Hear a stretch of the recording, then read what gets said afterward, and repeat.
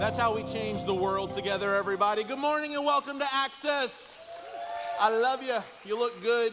You look really good. Special hello to those joining us online right now. Church family, will you put your hands together and welcome our online audience? We love you. And you're not an audience, you're a part of our church, and we love you so much, and we want you here with us. I'm gonna be honest, there's not room in this service, though. In fact, I need some of you to make the decision to make a shift for our church to the 8:30 or the 11:30 service so we can keep creating seats at optimum times for people to meet Jesus. Let's get to work together today, everybody. We started a series last week that I'm so excited about called Legacy. And Legacy is really, we're answering this question about what is my life really all about? Like at the end of my life, when it's all said and done, what really mattered for me? And we defined legacy last week this way.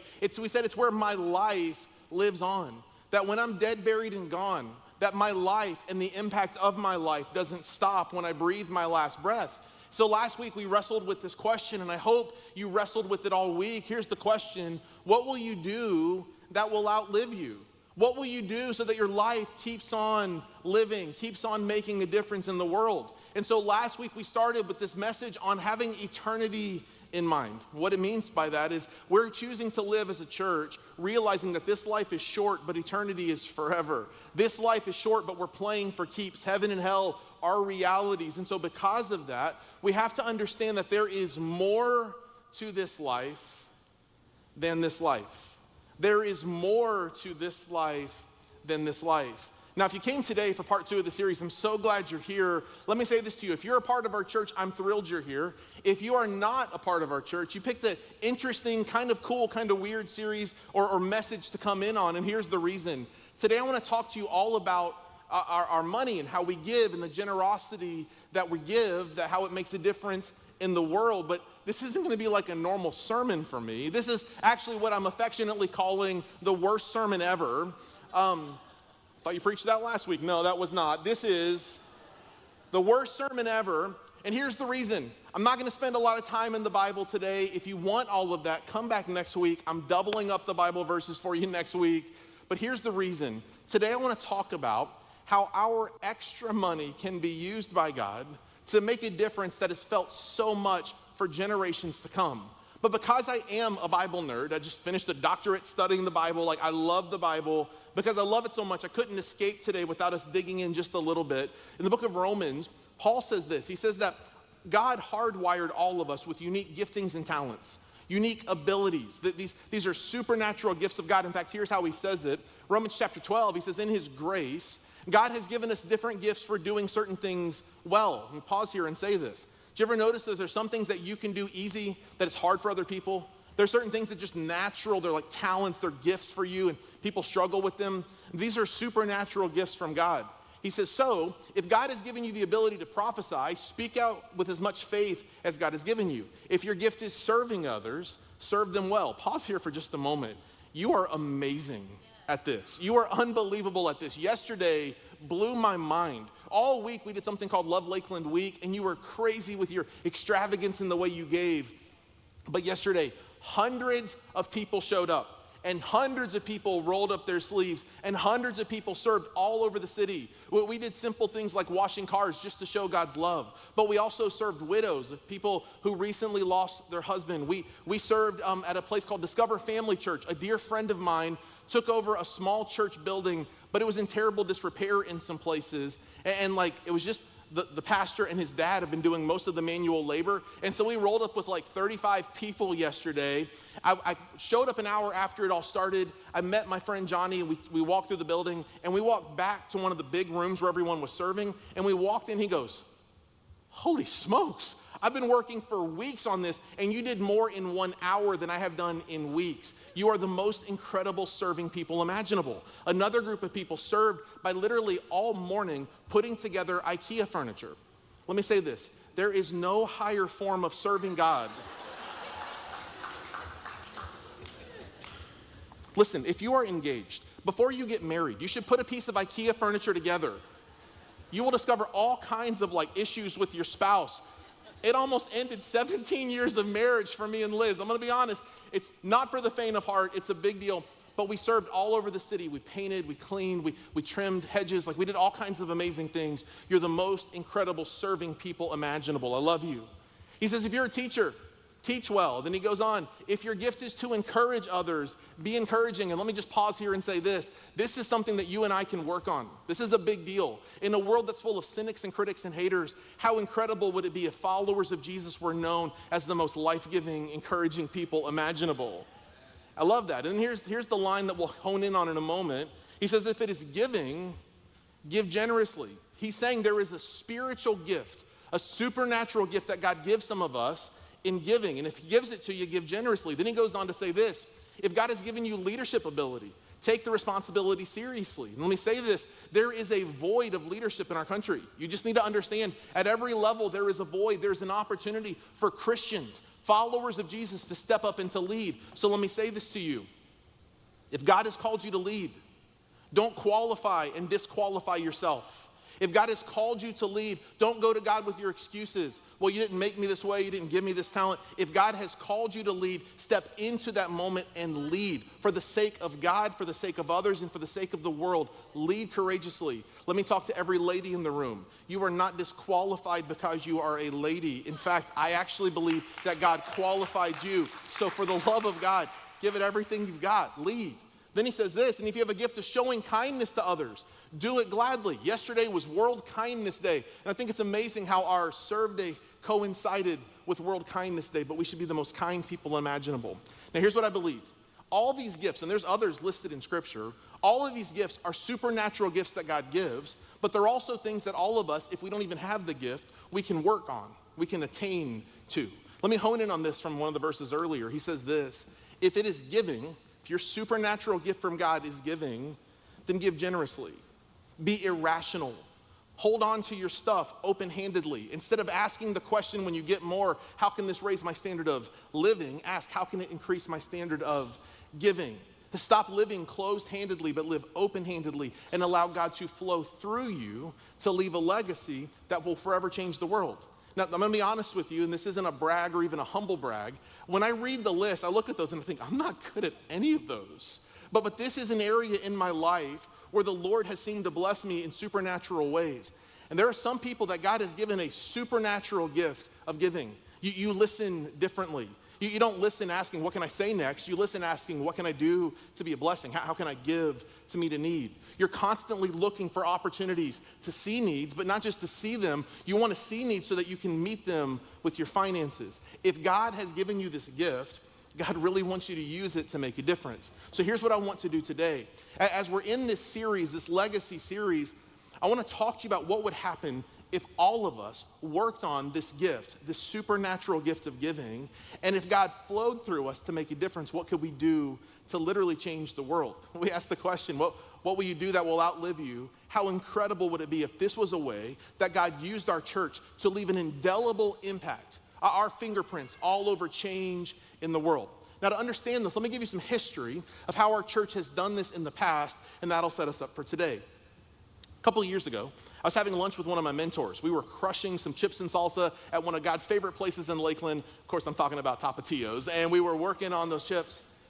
And he said to me, he goes, Jason, I want to give you something to think about. He goes, my wife and I joined the church in like February, and we didn't know that there were extra ways to give over and above, like we tithe. And so if you don't know what tithing means the first 10% of your income belongs to God. It's not giving it to God, it's literally bringing it back to Him. That is God's way of funding the church and the mission of the church. It's God's way of spreading the gospel through the world. It literally is the first 10% belongs to God through your church. That's tithing. But above that, he goes, I didn't know there was any ways to give in our church. Now in that season, here's what we did. Once a year, we received a special offering that we called our Christmas offering. It started small. The first year was like $6,000. And by the last year, 2 years ago, it had reached over $100,000 in one day. That's a lot of money. Like you can do a lot of fun things in the world. You can write some big fun checks. You can fund a lot of dreams. You can do a lot of good with $100,000. But here's what he said to me. He goes, we were a part of the church for 10 months and we had no idea that our church did this stuff.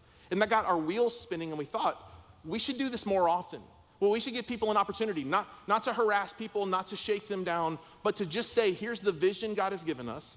And we're gonna do it, and we're gonna reach more people, and we're gonna give more and send more and do more at the speed of the generosity of our church. So then last year, January of 2020, we announced this whole idea called Legacy. Legacy is what we will do financially that will outlive us as a church. And we announced it in January. We asked people to commit, like ask God what he'd have you to do, commit in February. People did it, and you were amazing in your commitment. And then March happened. And I'm gonna be honest, I tried to block all of March out from last year.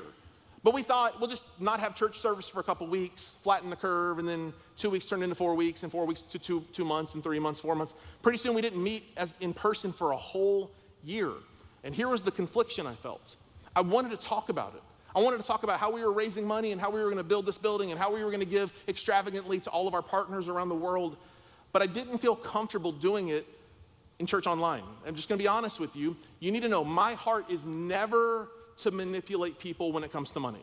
It's just not. I'm just gonna be honest about that. I'm never gonna manipulate you. I'll never preach a Sunday sermon needing you to give on that Sunday. We budget, we create margin on our budget. We do all these things so that there's never extra pressure. Like there's no games. There's no like weird strings attached. We're gonna give you lots of vision. We're gonna ask you to ask God what he would have you to do, and then just be obedient to that. In fact, my commitment as a pastor is I will never ask people for money, ever. I'll ask God for money. I'll ask God to provide for us, but all we're gonna ask you to do is to pray about it and to be honest and to do what he asked you to do.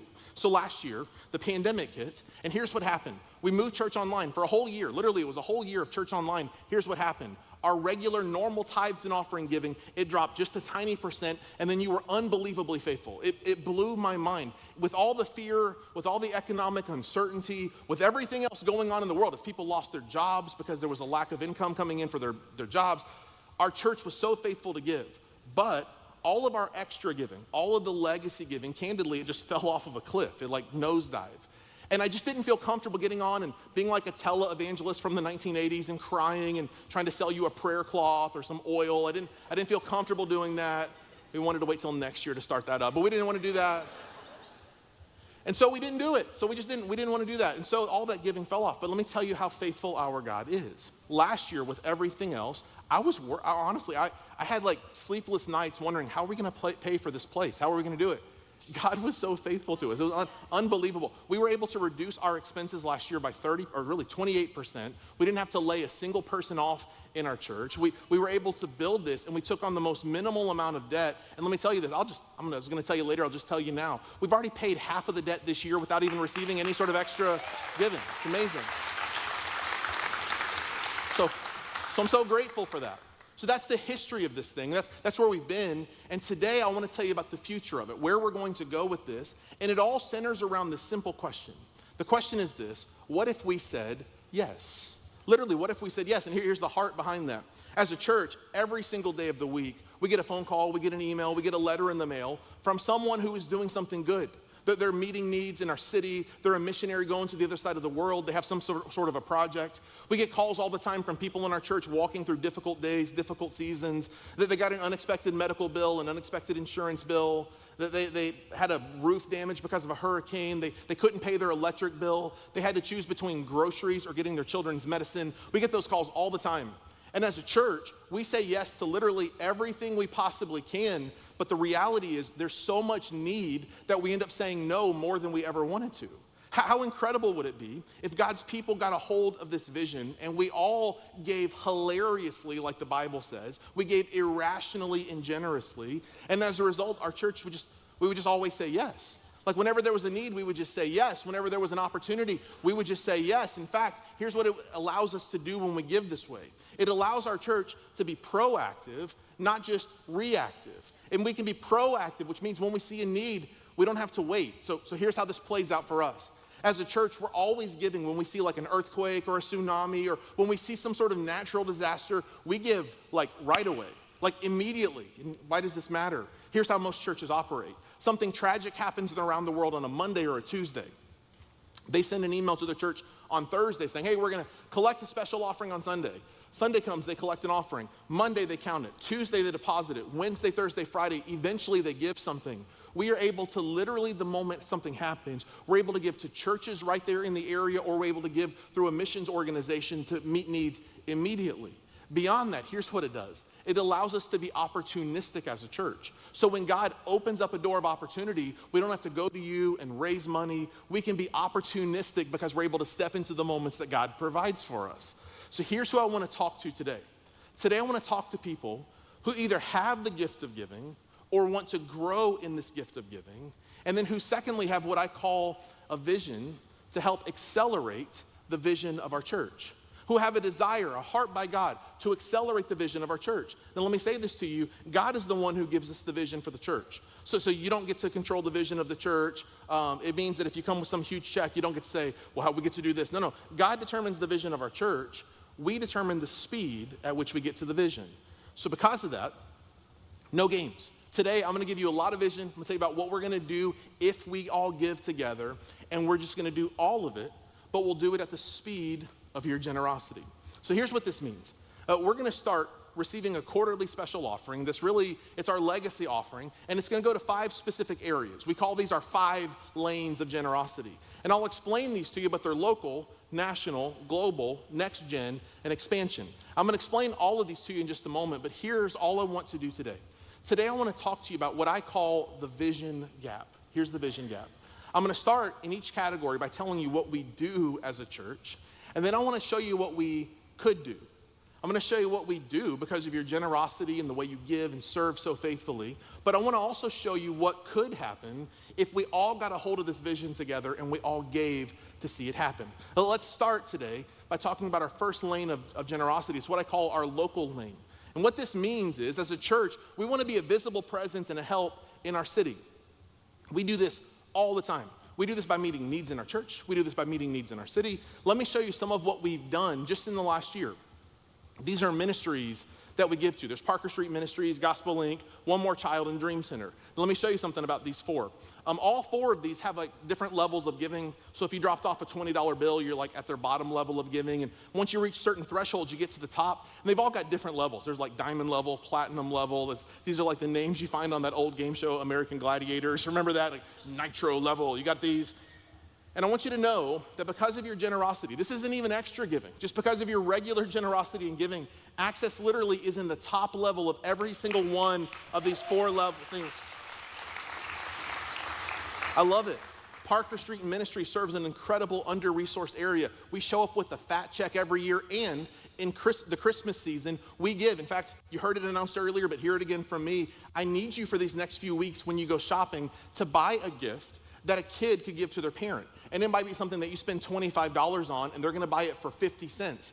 But it gives dignity to the child. It's amazing that we get to do that. Gospel Link is an incredible ministry. We were just there a few weeks ago, again, with a fat check from you. And Gospel Link provides houses to people who are homeless, but really it's more than that. They're giving dignity to people who feels like humanity passed them by. One More Child helps in the fostering system. The Dream Center helps another community that is just completely under-resourced. We get to give to all of these. Friday night, I was at my son's football game, and the director of the Dream Center came up to me and he said, Jason, it is unbelievable the way your church gets it and gives so faithfully. We get to give at the top level of all of these, and it's amazing. Beyond that, last year, I can't even tell you how much we gave through our church to meet needs because of people that have been affected by that terrible pandemic, the coronavirus. We gave to help in so many ways. Here in our church, we gave to George Jenkins High School to help with all the needs that they had there.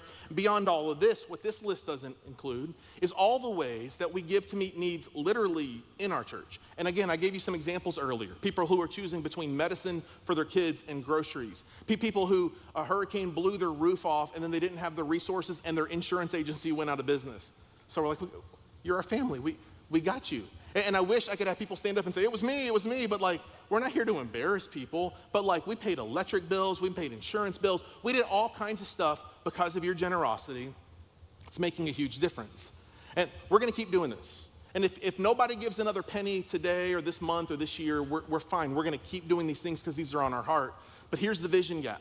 Here's what we could do if you gave faithfully. One of the things that we learned recently is that in our area, really Polk County is one of the 5 lowest areas of income for people when it comes to having food and security when it comes to food for kids in the summer. So God gave us this amazing building. Let me say this to you about our building. Our building is a tool, and God gave it to us to use it. So this summer, our hope is to open up our facility as a feeding center for kids.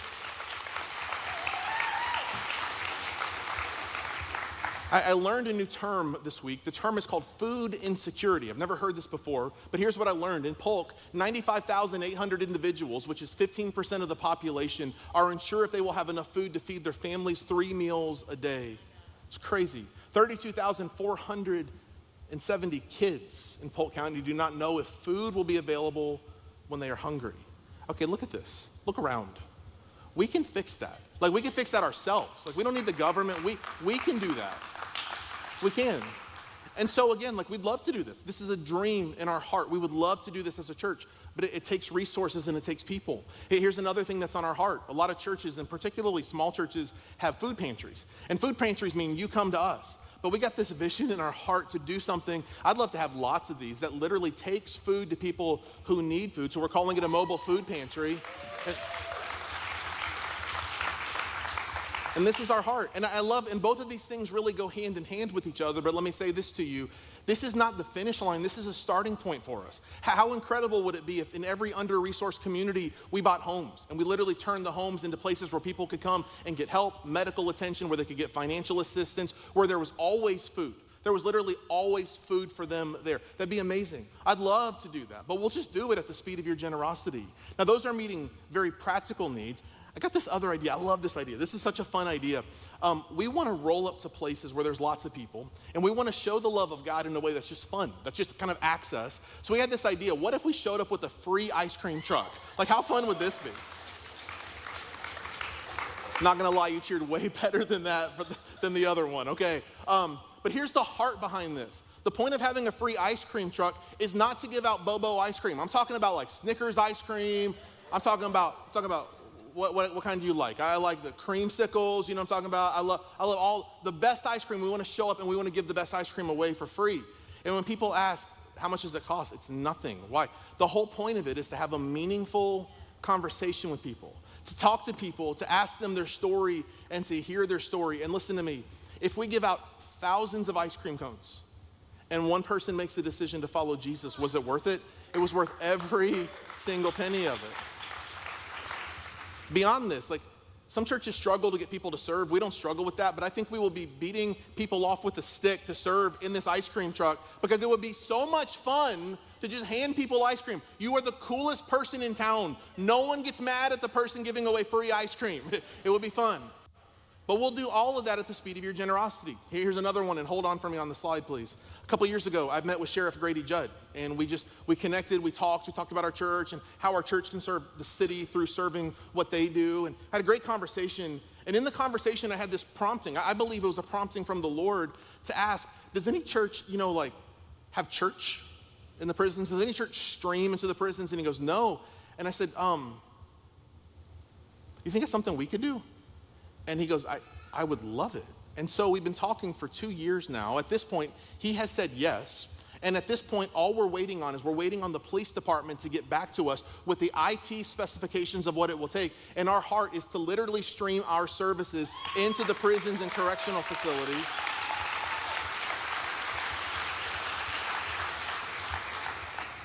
And we want people to know they're not forgotten, and that they're loved, and that they're not defined by their worst moments, and that God still loves them, and there's a church full of people here who love them. This is our heart. And listen, all of these things, there's just a gap.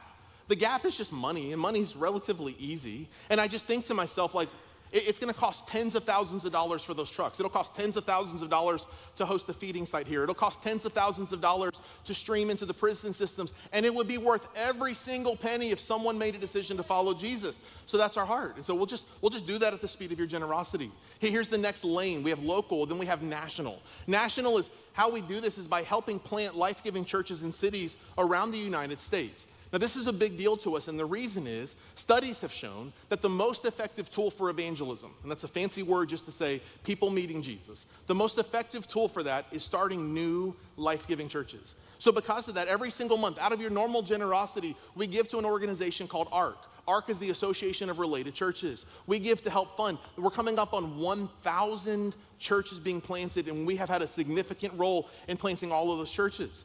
Business people, let me talk to you for a second and say this. When you invest, you always want a return on investment. You don't just invest and hope that it all stays the same. When it comes to investing in America, investing in the kingdom of God growing, the most effective way is to give to help start new churches. When you start new churches, lots of people meet Jesus. When you start new churches, they reach lots of new people. When you start new churches, they grow those people and those people begin to give. When those people give, they give to meet needs in the world. There is a huge return on investment when we give to start new churches. The second thing I talked to you about earlier is when we see a need, we meet a need. And often we do that through giving to a local church that's there on the ground, but also there is an amazing organization that we partner with called Convoy of Hope. And Convoy of Hope is literally on the ground in minutes after there's a natural disaster. When there's an earthquake, when there's a tornado, when there's a hurricane, when there's a tsunami around the world, they're literally there. And when it comes to meeting needs in America, we give significantly to help every time there's something, and here's the reason. We never want to just do social justice. Look, I'm for meeting needs. But social justice, if it's unhitched from spiritual justice, is an injustice, in my opinion. And so we always want to make sure that the gospel message of Jesus is always connected to our acts of love, kindness, and generosity, and they do it better than anyone. And so we just partner with the best of the best. That's how we're doing it. So when it comes to national, let me say this. We give significantly. Anytime we hear of a church planting in the state of Florida, we write a big check. Just immediately, we just send a check. I would love if there was a day when that happens, when it's like, a new church is starting, here's $10,000, here's $25,000, here's $50,000. Go plant an amazing church, reach lots of people, change the world, give to missions, and we want to have a huge part of it. We'll just do more at the speed of your generosity. Okay, here's the third level. The third lane is what we call global. What this is reaching the lost and building churches and raising up leaders in strategic locations around the world. This is our heart. Now, every year, with the exception of last year because of COVID, we go to 3 unique places around the world and we invest heavily in those areas. Here's the 3 places, and you need to know, in your worship guide, there's a card with these dates on it. We want you to go overseas next year. We're gonna go back to Honduras. We go every single year to Honduras. We love this. We're gonna go back to Kenya. We're gonna keep building churches there in Kenya. And we're gonna go to Mexico, and we're gonna continue to do more, build churches and build homes for people. And this is amazing. And we give significantly in all of these places. We've built so many churches in Africa. We built places all over South Mexico. We're just gonna keep doing it. We're helping to build a kids camp in Honduras. We just build and give significantly. Beyond all that, we wanna send people. And the funny thing is, whenever you go on a mission trip, you think, I'm gonna go make a difference. I'm gonna go change the world. But you know who gets changed when you go on a mission trip? You. Every single mission trip I've gone on, God has arrested my heart in such a unique way. And I want that for you. So if you're interested at all, just put this date in your calendar. January 16th, we have an interest meeting. We want you to go. This is for all the trips. We want to take a ton of youth to our Honduras trip in June. Lots of great things happening. One other thing that's on our heart, and again, we're going to continue to do this at the speed of your generosity, is scripturally that the Bible teaches that Israel has a special place in God's heart. So we want to invest in things that have God's heart, and so we're going to invest in Israel-related ministries because it makes such a big difference and it matters to God. Let me teach you a principle. If you find what breaks the heart of God and you give your life to meeting that need, God pours out his blessing in ways you can't even begin to contain. So we're going to do what God cares about. Now, this has been kind of a heavier talk than I like to normally give. We're talking about Israel Ministries. I just wanted to show you a picture. This is also an Israel camel, and that's me. I just wanted you to see that. I want you to know we are not giving to camels, but I just wanted you to see that picture. All right, let's move on. All right, that's what we'll do. I just want you to know that as you give, we're going to keep meeting needs. Here's the fourth lane. You need to know that we're a championing church. We care about the next generation. So what that means is we're going to do an intentional investment into the future generations. This is a big deal to us. I actually believe that as a church, we are blessed with the best next generation ministries out there. We really are. We got Access Kids, Access Youth, Access Young Adults, and we love it. I'll tell you a funny story. A few months ago, I was meeting with this couple, and they were just ticked off at me. I think they were just mad. You know, there's some people that hate their life, and they despise you for loving yours. It was that kind of a meeting. Anyways, and so in the meeting, I was talking about how we love the next gen, and I said, we've got the best next gen pastors. Pastor Ida's the best kids pastor, Pastor Isaiah, best youth pastor out there, and he helps to lead our young adult ministry. We've got the best of the best. I love what we got. And they said, you have to say that. I said, no, I don't. I said, listen, I don't have to say it. Our church is so attractive to people. If we put a job posting out, we would get hundreds of resumes from people. Well, I love what God has done in our church. We have the best of the best, and we invest heavily in reaching the next generation. So let's talk about the vision gap. Let's talk about what we've done. First of all, every year we partner with Southeastern University. And let me tell you what this means. Last year, George Barna Research did the study, and it said last year, 29% of pastors were contemplating throwing in the towel and quitting. There is a crisis in leadership in the future of the church, and Southeastern is pumping out the best future ministers. So we want to invest in future ministers. We want the future of the church to be bright, so we give significantly to help. Beyond that, I talked about Access Kids, Access Youth, and Access Young Adults. If you're here and you have kids and they're not a part of it, shame on you. Your kids need to be a part of this. This is the best of the best, and we want to give our kids the best. Let's talk about what we could do. I want your kids, I want your students, and I want your young adults to not just know about God. I want them to have an encounter and an experience with God. So every year we send our youth to youth camp, and so it's always a big deal. Youth camp is amazing, it's expensive. I want you to know what we've done in the past. In the past, our church, just through your regular giving, like we didn't ask for an extra offering, we just paid for some kids to go who couldn't afford to go, and we basically underwrote the cost for 2/3 or more of the cost for every kid to go. I dream of a day when every single student who calls this their church goes to camp completely free because their church wants them to have an encounter with God. We can do it. We can do it. Beyond that, I feel like this is a special place. If you don't know it unless you've worked at another church and then you come to work here. This is a special place. Our staff culture is the best. Our church culture is so life-giving. I love our church. And I would love to see other people get to experience that. And so one of the things that's on our heart, this is as God provides, is we would love to start a college. We've tentatively named it Access Leadership Institute. I don't even know what it would all do yet. It's awesome. We got a logo. We got a logo for it, but I would love to train future leaders. I would love to train the future of the church, and I would love for us as a church to get our culture, our DNA into lots of young people, to send them out into the world to make a difference. This is how we reach the next gen, and this is how the next gen can be used by God to change the world, and we're just gonna grow into all of that at the speed of our generosity. One last section, and I love this one so much. This is our section that we call expansion. Expansion is continuing to expand our church to reach people in and around our region. So let me tell you what we've done, and here's the vision gap. This year, so good. We opened a brand new building, everybody. I love this. And I told you this earlier. We opened our new building, and we had to take on a little bit of debt to get into the building. Now, anybody who knows anything about commercial debt, when I tell them the numbers, they're like, are you kidding? That's all that we have? Your generosity, our stewardship, all of it together, just this year, without even receiving a special offering, with nothing over and above, we literally have paid off half of that note. And if nothing changes, if you don't give a single penny next year, we'll pay it all off by next year without anything extra. So this legacy is not about paying debt. It's not at all about that. It's about us building the future together. But before I talk to you about what we could do, let me kind of point some stuff out that I've been excited to share with you. This building, God gave us. It's a miracle. It is a blessing. And I get to walk pastors through it almost every week from all over the country. When they come to Lakeland, they're like, Jason, can I see it? So I take them around, and they're all amazed at what we've done. And when I tell them these stories, they're blown away. I learned a term as we were building this building. The term is called value engineering. Value engineering. This means you're broke, you got to find a way to do it for cheap. That's what this means. Let me tell you what this means. What it means to you is every dollar that we spent on this building, we literally stretched as far as we possibly could. We literally drew the plans for the building ourselves. We literally found every way we possibly could to cut corners. Okay, let me show you an example. If you're in the room, good for you. If you're not in the room, sorry, you have to come to the room. Anyways, look around the sides. See how the ceiling is lower on the sides of the room? Some people are like, that's a cool thing you did. You did that on purpose? No, it saved $90,000 to not do that. I'm like, shoot, we'll just put a ceiling everywhere if it saves more money. $90,000.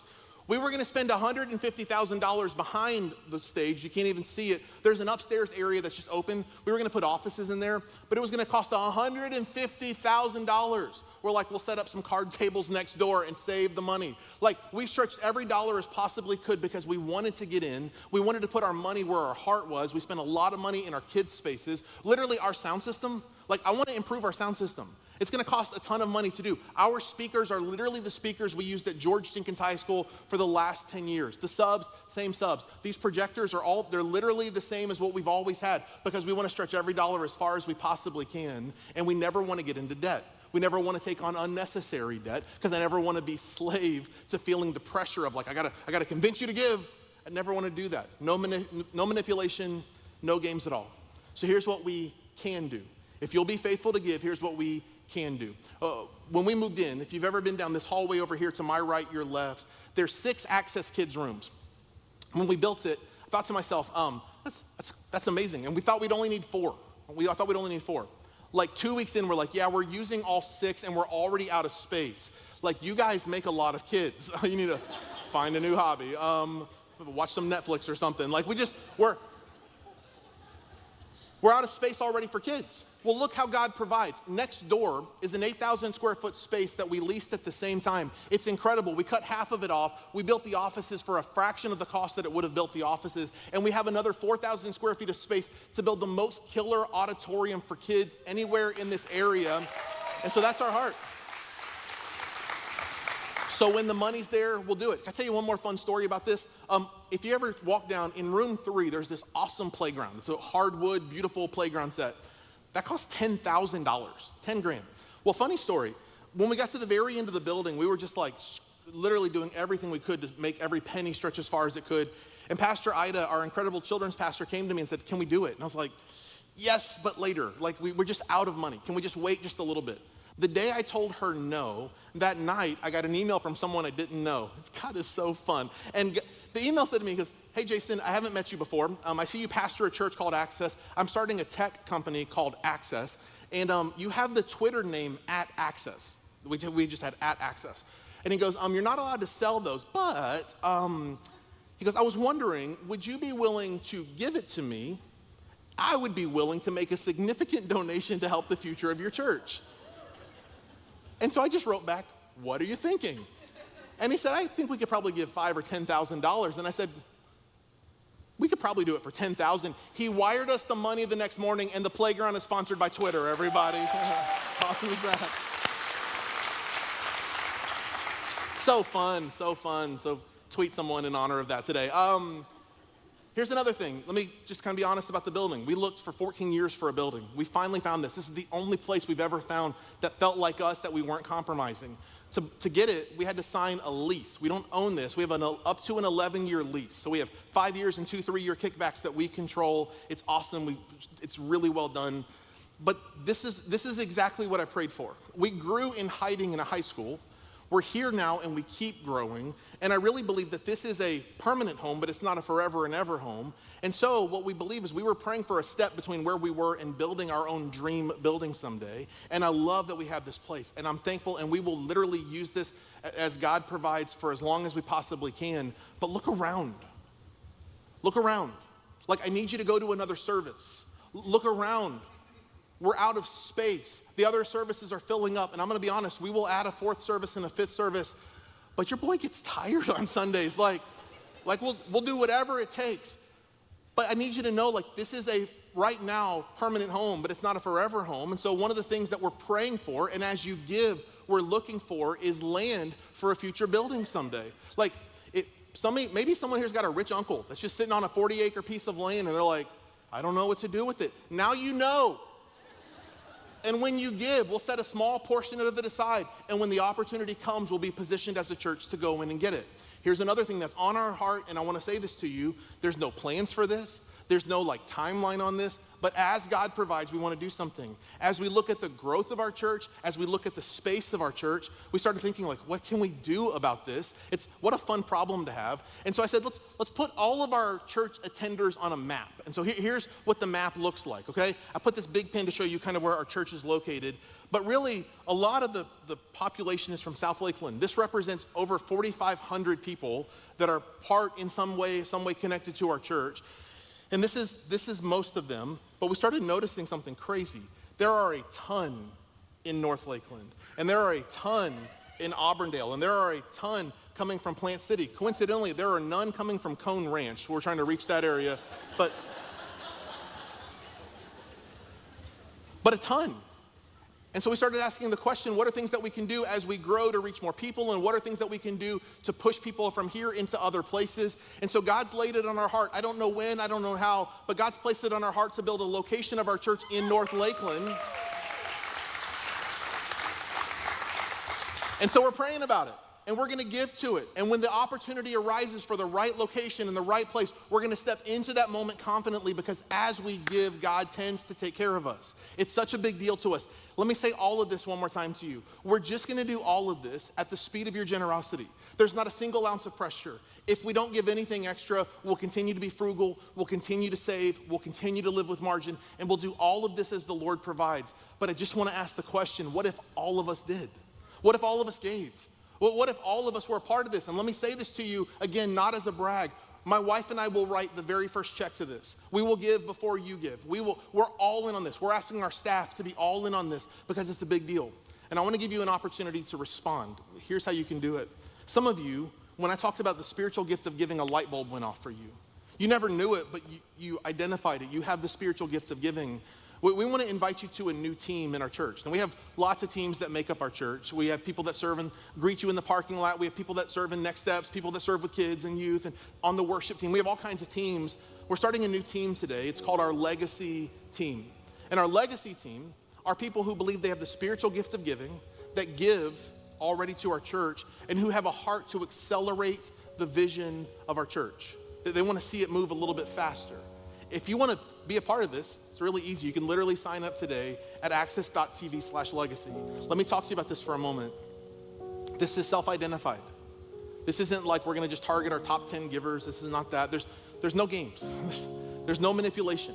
If you just have a heart to see the vision of our church go a little faster, reach a little farther, expand a little more, this is for you, and I want you to be a part of this. We're going to get together twice a year. Once we're going to celebrate all that God did, and the other time we're going to talk about all that can happen as we continue to give. This is all something that's been in our heart for a long time, and it's time to make this happen. Here's something everyone else can do too. When you came in your worship guide, there's a small 4-inch card that says 2022 Legacy Commitment, or Legacy Giving Goal. Here's what I'm going to ask you to do. I'm going to ask you today, sometime this week, I'm going to ask you to ask God what He would have you to do. And I'm going to ask you to write the number down. I've been saying that I don't manipulate you. Let me explain it even farther. We're not collecting this. We don't need your name and contact info.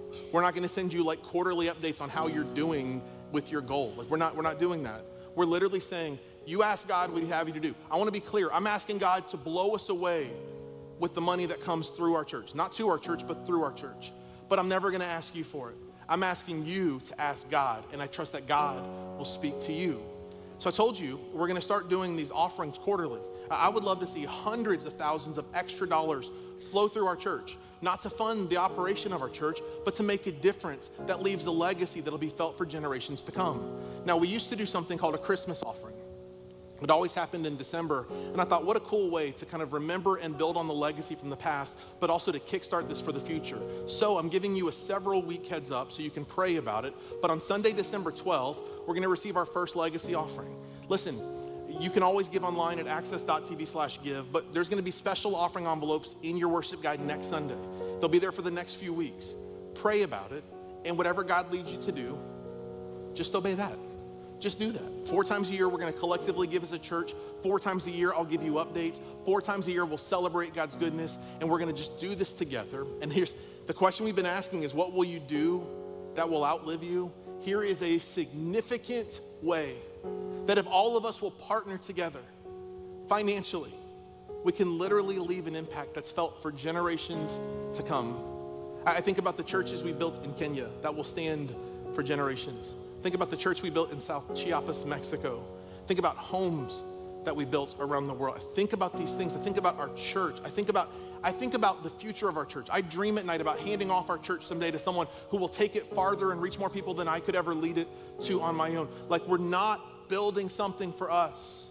We're building something that will stand the test of time, that will make a difference for generations to come.